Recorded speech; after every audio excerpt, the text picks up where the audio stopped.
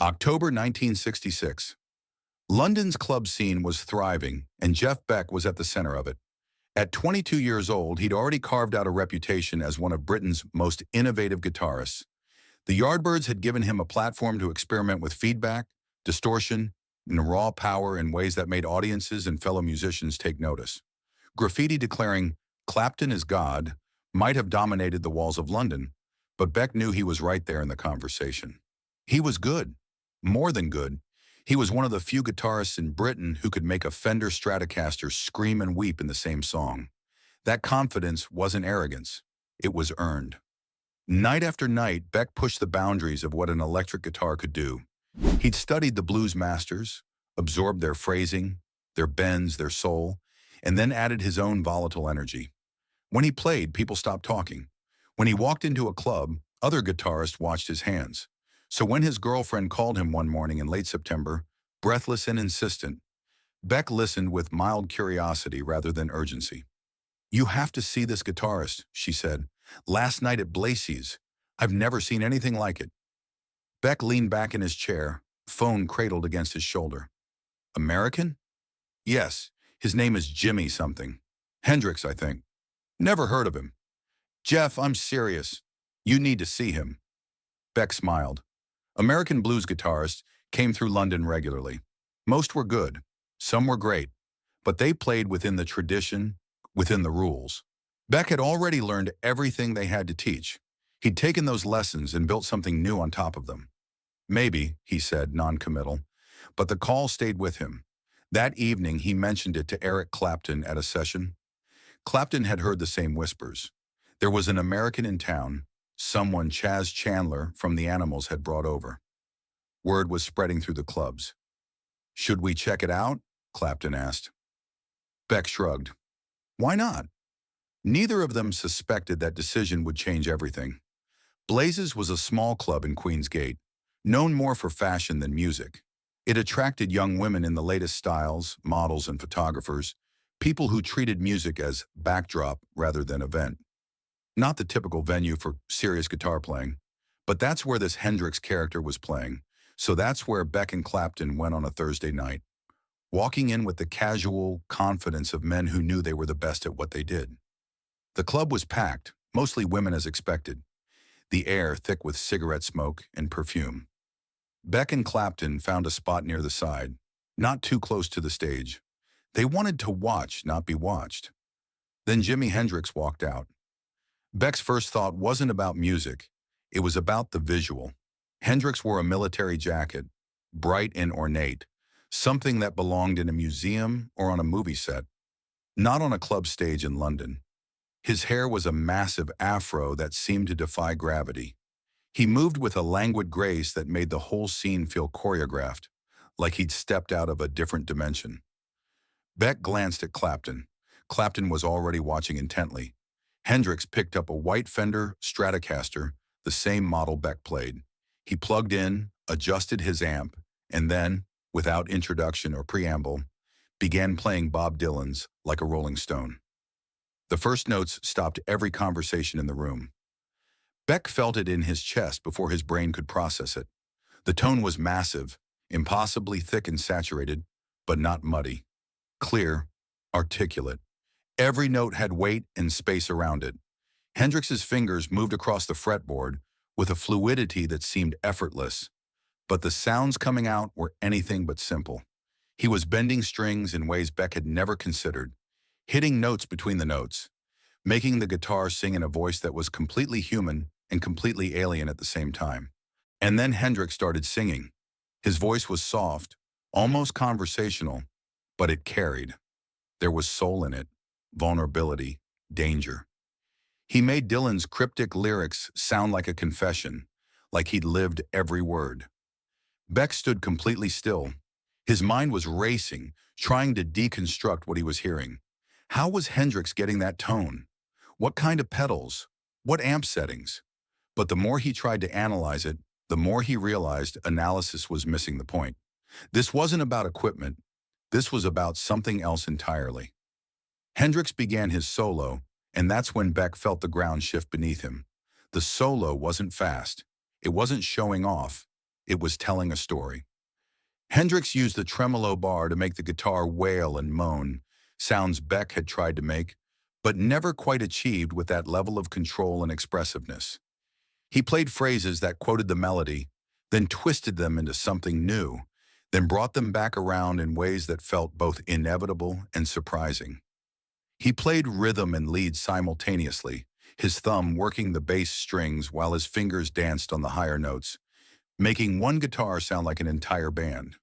And he did all of it while barely looking at the instrument, his eyes closed or staring into the distance, like he was channeling something from somewhere else. Beck glanced around the room. Every person was transfixed. This wasn't polite club applause waiting to happen. This was a room full of people witnessing something they'd never seen before and might never see again. When the song ended, there was a beat of pure silence. Then the room erupted. Beck didn't applaud. He couldn't. His hands felt numb. Clapton leaned over. "Bloody hell," he said quietly. Beck nodded. He couldn't form words yet. Hendrix played 3 more songs. Each one was a masterclass. Each one redefined what Beck thought was possible on the instrument he'd spent years mastering. Hendrix played behind his back, not as a gimmick, but as a natural extension of his performance. He played with his teeth and somehow made it musical. He coaxed feedback from his amp and shaped it into melody. He made every technical trick Beck had ever learned look like a parlor game. When Hendrix's set ended and he walked off stage, Beck turned to Clapton. "Well," Beck said, his voice flat, "I used to be a guitarist." Clapton looked at him. "We knew he was going to be trouble." They left the club without talking much. What was there to say? They just watched someone rewrite the rules of their instrument in real time, and there was no going back to the way things were before. Over the next few weeks, Beck found himself thinking about that night constantly. He tried to shake it off, tried to tell himself that flash and showmanship didn't equal substance. But he couldn't lie to himself. What Hendrix had done wasn't flash. It was mastery. It was vision. It was something Beck had been reaching for but hadn't found. A few weeks later, Beck ran into Chaz Chandler at a session. Chandler was managing Hendrix now, trying to get him gigs, trying to build his reputation in London. "You should meet him," Chandler said. "Properly, I mean." Beck hesitated. Part of him wanted to avoid Hendrix entirely, to pretend that night at Blaises hadn't happened. But another part of him, the part that had always pushed him to learn and grow, knew he needed to understand what Hendrix was doing. They met at Olympic Studios. Hendrix was recording, working on what would become Axis, Bold as Love. When Beck walked in, Hendrix looked up and smiled. "Jeff Beck," Hendrix said, standing up and extending his hand. "Man, I've been listening to your records. That solo on Happening 10 years time ago, that's beautiful." Beck shook his hand, surprised. "You know my work?" "Know it?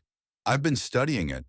That lick, the way you bend those notes, I've been trying to figure out how you do that." Beck felt something shift inside him. Here was the man who'd made him question everything he knew about guitar, and he was talking about Beck's playing with genuine admiration. They talked for a while about technique, about equipment, about music. Hendrix was generous, open, not competitive. He showed Beck some of the sounds he was getting, explained his thought process. Beck found himself relaxing, remembering why he loved playing guitar in the first place. Before Beck left, he reached into his guitar case and pulled out a glass bottleneck slide. "Here," Beck said, handing it to Hendrix. "Try this.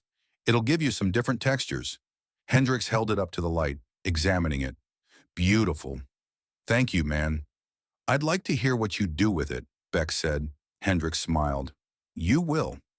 A few months later, Beck heard Axis, Bold as Love on the radio. There it was, that slide guitar. Hendrix using the bottleneck Beck had given him to create sounds that were both ancient and futuristic. Beck sat in his car listening, and instead of jealousy, he felt something unexpected. Pride. Not that he'd contributed to Hendrix's sound, but that he'd been part of a conversation, part of a community of musicians pushing each other forward. But there was also something else, a lesson Beck couldn't ignore. Not long after that meeting, the Yardbirds played the Saville Theater with Hendrix as the support act. Beck had suggested to the promoters that they give this new American kid a slot. He wanted to help. He thought it would be good for both of them.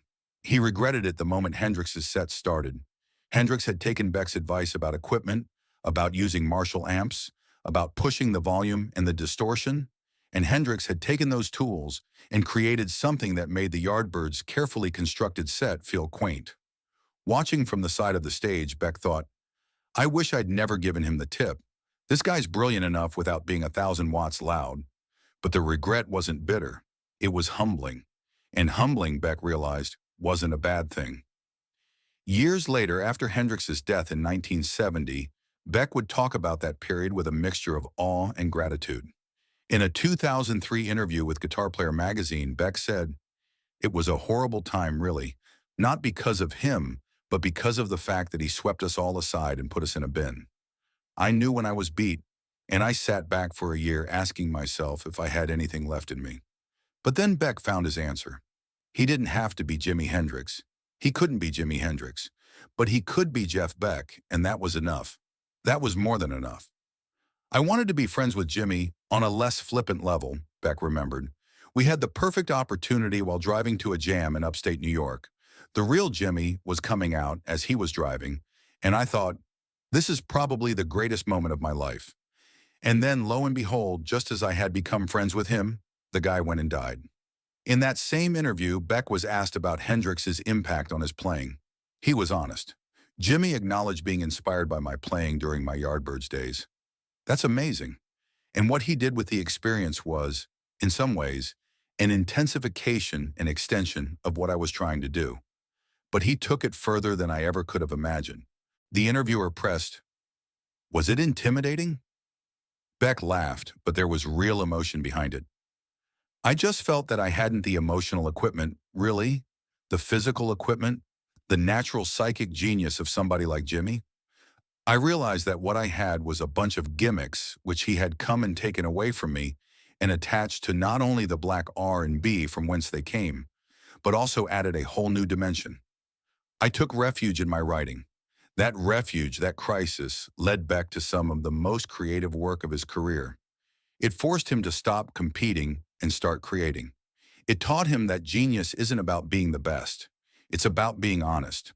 Beck would go on to have one of the most celebrated careers in rock history, constantly evolving, constantly exploring, never settling. He became known not for imitating anyone, but for finding his own voice, for taking chances, for refusing to repeat himself.